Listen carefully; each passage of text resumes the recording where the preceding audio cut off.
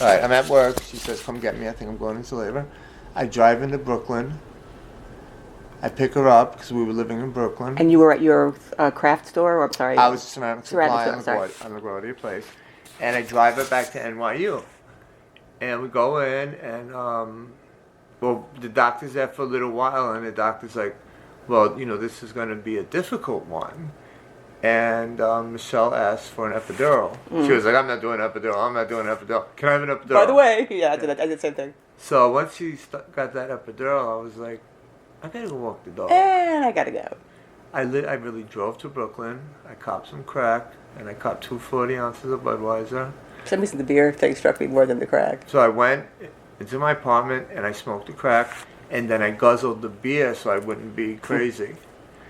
By the time I got to the hospital, I was what I considered normal. Yeah, chilled. Good I one. sat down in the seat, and I fell asleep. And she's there. Yeah, she didn't even notice I was gone. And she said, Brian. I'm like, what? She's like, get the doctor. So I said, okay, so now the doctor hasn't had a word since she gave her epidural. So the doctor came in and she said, what's going on? And she said, I think he's coming out. And she looked and she said, oh my, she's crowning. Shouldn't the doctor have taken a gander beforehand? So the doctor was like, you know, now this is great. This is going to be really easy. We're off the races. Yeah. So they made it very clear there's no picture taking. I had all this planned, you know, and I worked at a camera store. So I had those connections. And state of the art was about this big back then, you know. Yes, it was. And I had it hidden under my motorcycle jacket. And I had it covered in a yellow gown they put me in. And I go inside. And they put her in, you know, on the bed. And I pulled out the camera. And the signs are everywhere. And I said, nobody moves, nobody gets hurt. Right? Because I was doing it, you know. And it was all women. And they just laughed, you know. But the doctor just made this little flick. You know. So your position where you would be seeing this. Yeah, looking right over the doctor's shoulder with the camera. Yep. And so the vagina splits. I had no idea they even did this. Yeah, they do. And when the flaps open, the blood is coming out from both sides, right? I mean, the blood is just flowing out. And the baby. The baby. And as I said, the feces. Yeah. So this was hot. This was hot. Yeah, right? Oh. I felt like I was going to puke. I felt like I was going to pass out. I feel like I'm going to puke. Right? So I really felt like I was going to pass out, but I stood there and I filmed everything. And then when it was over and the baby was delivered, I turned the camera off, and she's handing me the things, and I'm like, oh, no. It's all yours. I'm like, oh, no, you complete your job. And but you completed the job of filming that snuff film, essentially. Yeah. And I held in the puke, and I didn't pass out. And I felt like I was going to pass out. And you slept with this woman again. Wow. Did I sleep with her again? Maybe you did. I'm sure we did. Once in a while, once or twice. So that's... Okay, it's actually not it's a good sort of... But look, I'm seeing through the drug addict thing, the beer, the crack. It's actually rather alarming. But you were there. Yeah, and so then I was right down to the office records and signed my name on the birth certificate as a father. You know. Took care of that first. That was super important. to you. First thing I did. Right. Yeah. I'm gonna turn this off. Okay, was texting me. Not even Pete. Not even Pete. He ignored me yesterday. So. Aw, what do you do? He just ignored me. Ah, bastard. Okay. Okay, so it's not a terrible story. She was happy to have. Look, she wanted to have this baby. She had the baby. Oh yeah, she wanted to have the baby. She did She stopped getting high immediately. Yeah, that's to her credit. Start doing. But she resumed. Mega vitamins. Neonatal vitamins. Neonatal.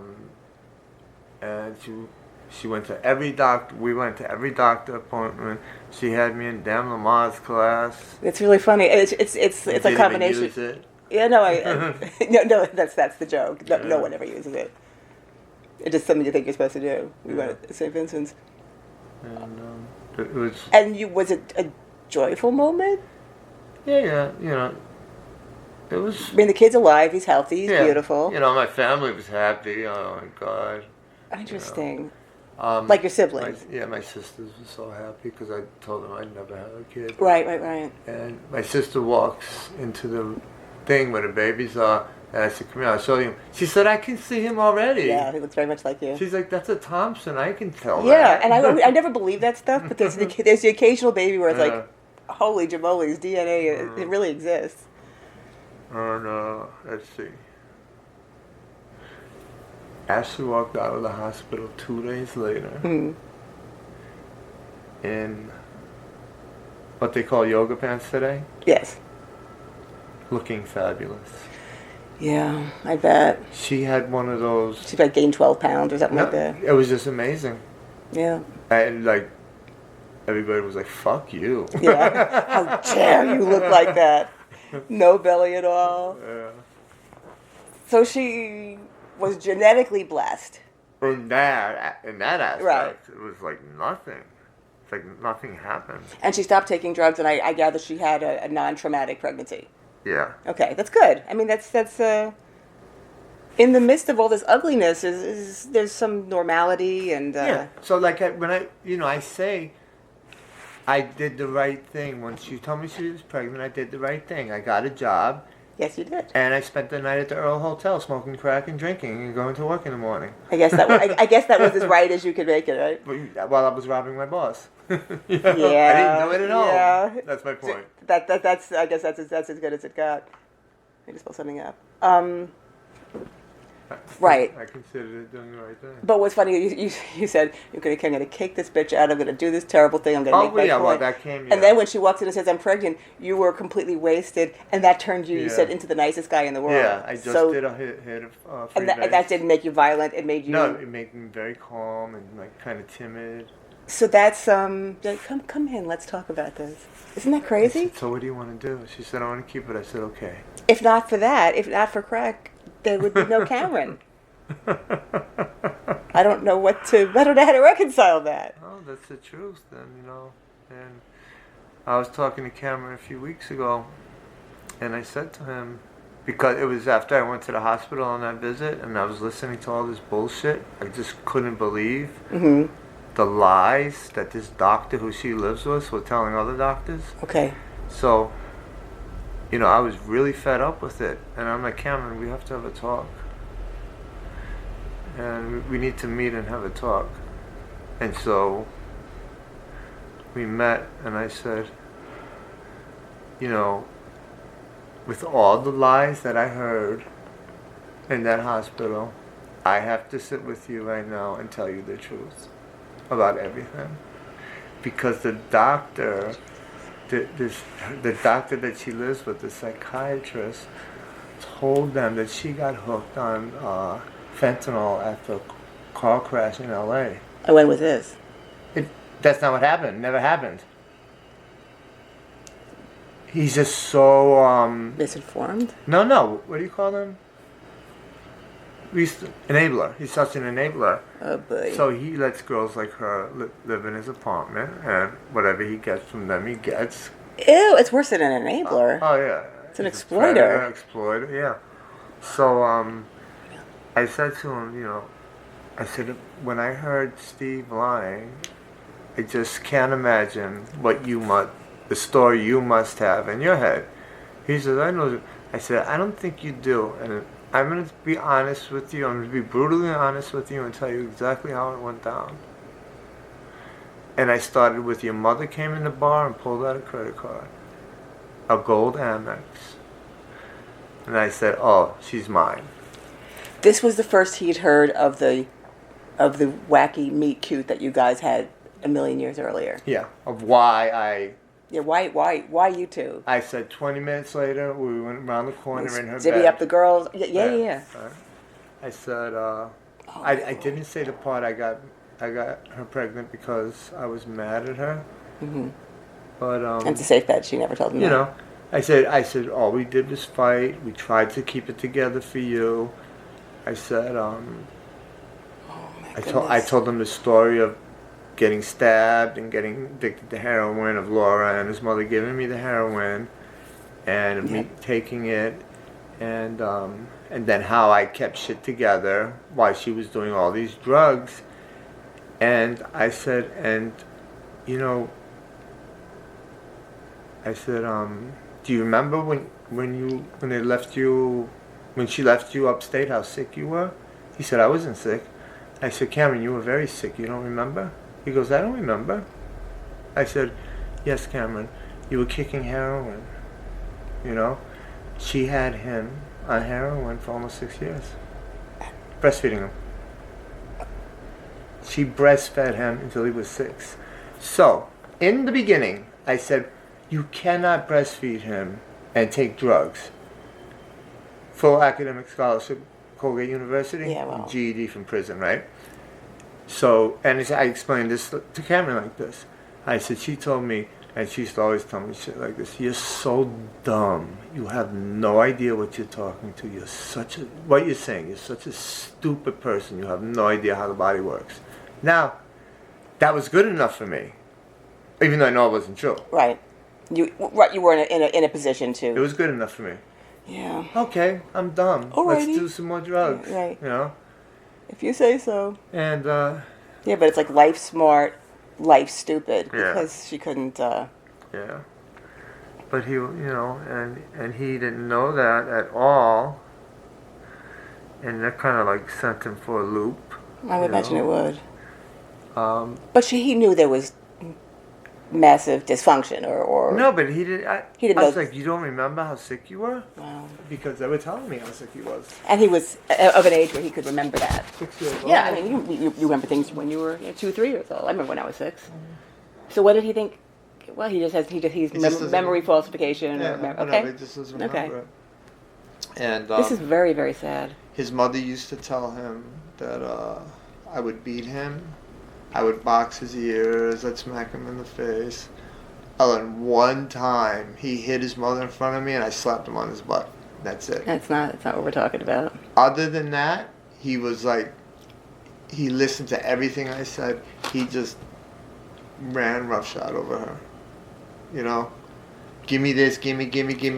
Right, so she spoiled him materially, and she Yeah. probably didn't have the means to sort of try to work with and raise and, Yeah, just- and mold a human Yeah, life. the Just- nannies yeah. and me. Nannies, toys, Yeah. Whatever, electronics. Yeah. And the connection to her was he needed the breast milk. Oh my God. Yeah. Ouch. So that was a pattern. I think I told you it was a pattern with her to get guys strung out on heroin. Well, you didn't tell me that, but Okay. So there was me. There was this kid who I really liked. What is his name? I wish I could remember his name. And he actually came into our home, and we had a duplex, and he was staying upstairs with her, and I said to him, I wish you luck. I said, please be careful. you're next. Yeah. So, he... So you think it was by design? Oh, yeah. Not just one of those chicks that Yes. steer clear, she's bad news. Yeah, It was by design. She'd ring people, because I wasn't doing heroin. But that's diabolical, Yeah. Brian. Well, she was diabolical. She was mentally ill. So there was me, now I can't remember his name. Me and him were actually hit it off really Yeah, well. you sound like you sound very fond of him. And he OD'd a couple times with her. And then there was this cop in Rome, New York, who she got him, driving her down to Utica or whatever to buy heroin. He got Schenectady. addicted to it, God. ruined his life and his career. Oh. And she had that connection with Cameron, which was heroin, and Cameron needed to. She did it to him too, Yeah. in a slightly different context, in a different form. He needed her. As a child. Yeah. He's since, Until he was 6 years old. and people, if you breastfeed till 6 years old, that's already Yeah, a little yeah, cuckoo. yeah, I mean, even absolutely. even 2 is a little. Yeah. Yeah, understood. Absolutely. Did she ever do that in public? I mean, were people aware of this? Well, no, not at that age, because when Cameron breastfed, it would be like, Oh God. you know. I'm sorry. That's crazy. Yeah. But that's left his system, presumably. Yeah.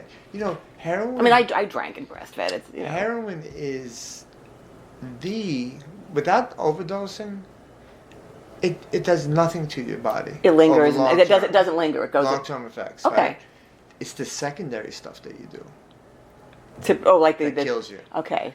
Dirty needles, getting infections, all this kind of stuff. Okay. The heroin per It se. doesn't damage any organs. And so I got into it with the professor, and he said, "Oh yeah, well, so what about the kidneys? And what does it do to the kidneys?" I said, "Absolutely nothing." And I wrote a paper on it, and I went to the UK, and I did work on it over there too. So I know this to be a fact. You did some research? Yeah. Wow. For harm reduction. And he was like, "You're wrong." I was like, "Okay." That could be its own chapter. That's okay. Yeah, look, the professor does not know as much as you did in this context. Yeah. He was there to learn. Yeah. Did not know that. Oh my God. I'm picturing this just kind of strung out couple with lots of money, Yeah. courtesy of whatever illicit Living in things you were nice doing. apartments. Yeah, the nice apartment, the nannies, the private You know. schools, possibly. Greenwich House, and then PS41. Mm-hmm. Yeah. So PS41. Everyone at PS41 wanted, except for me, wanted their kids to go to I private went school. there. Yeah, I guess you would have. Yeah. Well, I wasn't even living in the village. I used my. Oh, I you did used that. my aunt's address. That was Christopher that was another thing that Yeah. people did. Yeah, that was so fucked up, man. You must have enormous anger around this, or had. I know you were part of it. I understand this is very much a two-way street, but I don't see you as malignant, and she kind of was. Oh my God. So. Poor Cameron, he must have a lot to contend with. Yeah. But you're always very honest, and I understand you were a flawed parent. You, by definition, you had to be a flawed. everyone's a flawed parent. But despite my flaws, I kept everything together. Yeah. I was like this glue. Right. That made this freaking thing. And that just comes from within. No one gave you those skills to be a fixer. So for like 6 years, I held this farce together. Yeah. And that's actually the saddest part, because it would have been that you could have walked away from it too. I took all the negative and made everything else positive. That's literally what happened. And what was that for? Was that for you? That was so you could maybe to give him the best possible start. Maybe because it was just easier to sign on to her bullshit and keep the drugs and money coming in. That's originally was just fuck it, free drugs, free money. Not free, not free at all. As it turns out, you paid very, very dear for that. Yeah, very dearly. Yeah. Wow.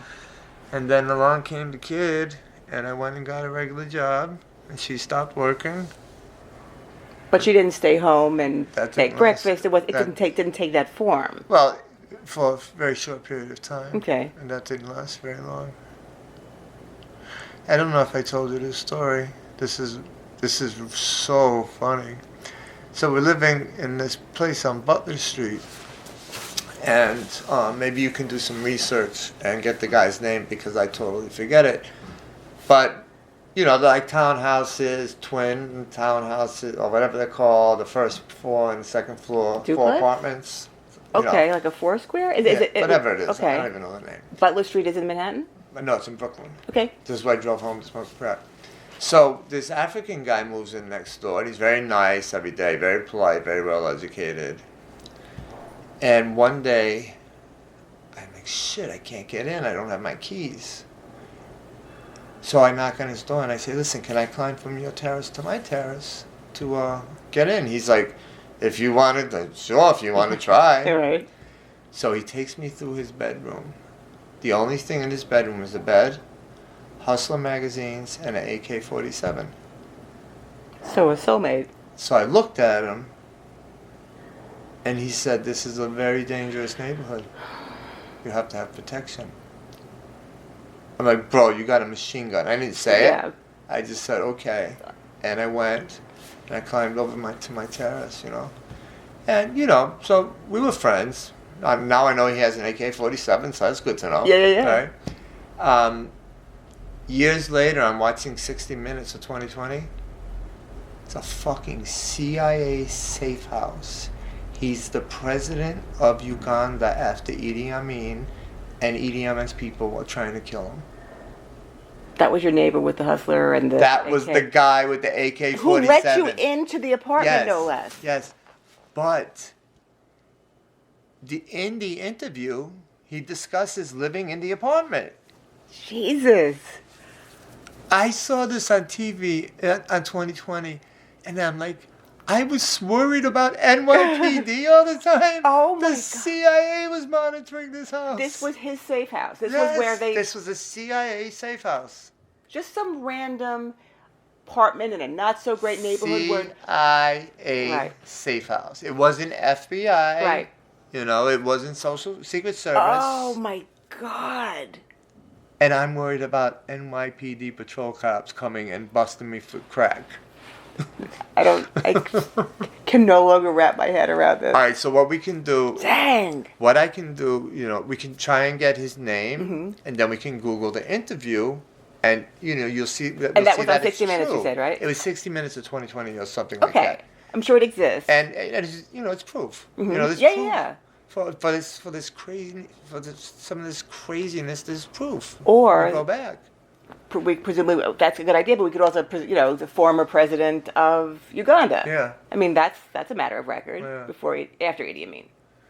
Yeah, well, he came out, Mm-hmm. you know, He's when it was safe. but he was a known person with a position, so that would, Yes. yeah.